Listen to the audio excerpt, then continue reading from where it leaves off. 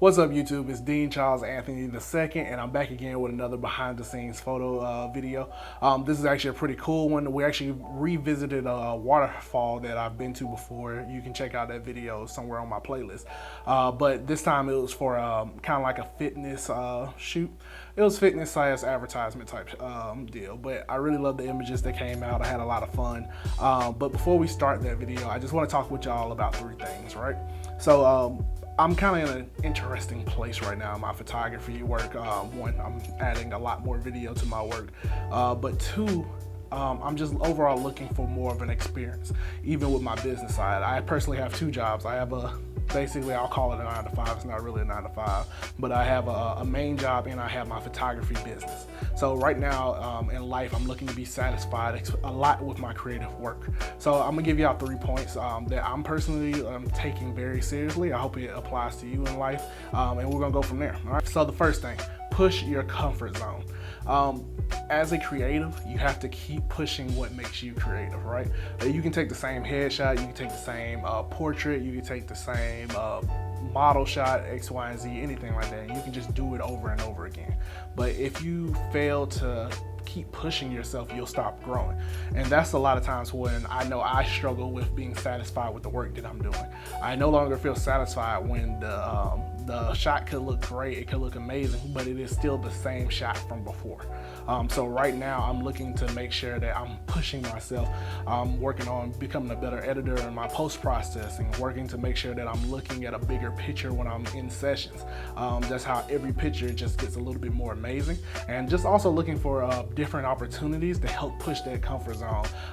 Something like this waterfall shoot, because it's so complicated in so many places, and you'll see in the video, but that pushed my comfort zone to make me more comfortable in that next shoot to go bigger and better. Okay, so number 2, we want to make sure that we're feeding our creativity and our business desires. You see, for me, I think those are two sides of the same coin. One, I want to be creative. I want to make an incredible image. I want to enjoy the work that I'm doing, but I also want to make money from it. And to be even more specific, I want to make the money that I want to make from it. Right now, I'm not interested in just taking anyone's pictures anymore. It was just a very interesting experience this last 2 months. I've actually rejected opportunities to make money because it's just no longer what I'm looking for. Not making money is no longer what I'm looking for, but just taking pictures for the sake of pictures or being booked for the sake of being booked. Right now, I'm looking for my creativity to fall in line with my business desires, and I'm growing and reorganizing AntPick, which is my photography business, into a business that reflects that. And so we want to make sure that your creativity and your business, they flow in hand, because I enjoy what I do. And I've been in too many places where I was like, let me just hurry up and get this done, or I'm kind of sick of this, or let me just rush this edit, or I'm editing last minute because there's no passion. And I go back and look at when I first started being a photographer, and when the pictures kind of suck compared to right now, I was editing same day because I was just so excited. I was like, oh, I love this. Oh, I want to keep growing. I want to keep getting better. So right now, I want to make sure that my business and my creativity, they are in line and they reflect on both ends, both financially and creating images that I'm very proud of. And number 3, have fun.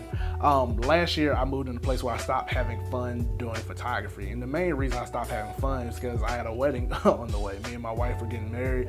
The wedding was out of state. Just a lot of things were going on, and money became a necessity. Well, money through my photography became a necessity, and that's not a place that I really enjoy my photography to be. When I just feel like I'm in a place where I'm just always accepting jobs for the sake of accepting more money, versus taking my time to find the right client, taking my time to find the right project, taking my time to really find something that is both satisfying and enjoyable to shoot. I like shooting with certain people because it's just more fun for me. I know I'm not everyone's photographer, and everyone's not going to be my client, but those that are, they're a special person to me. They're a special experience, a special opportunity. And those are things that I'm searching for every single day now with my photography. So this year, next year, whatever, how long you take pictures, however long that you're a creative, make sure that you're actually having fun.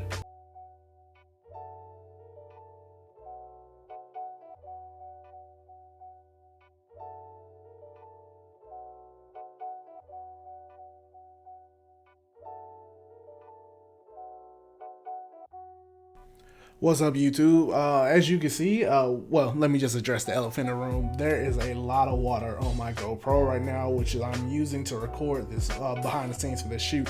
So this is a waterfall here in Georgia. There's a lot more water in the waterfall than usual. It just rained and it was pretty windy outside, so basically the droplets from the waterfall was just getting everywhere.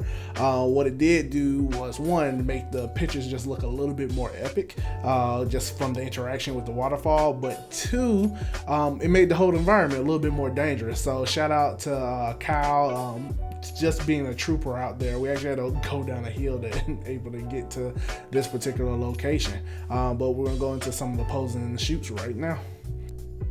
So going into the shoot, the biggest thing I think I had to be aware about is being loud and just making sure that each shot was just the shot that we needed.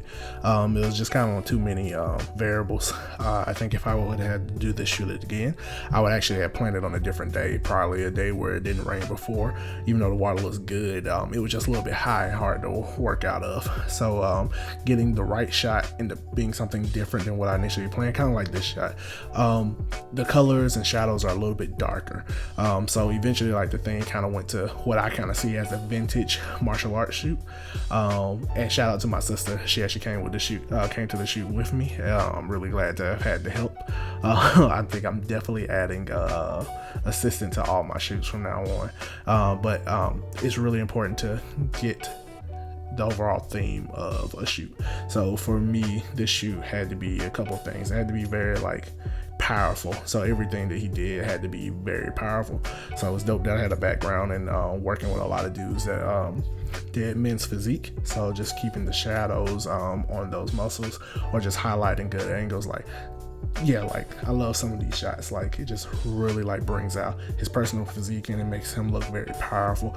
I personally felt the shots that had more shadow on him had more, well, not even more shadow, had a darker tint to the skin, just kind of popped out a little bit more, similar to the same thing when you go tanning before a bodybuilding competition or something like that.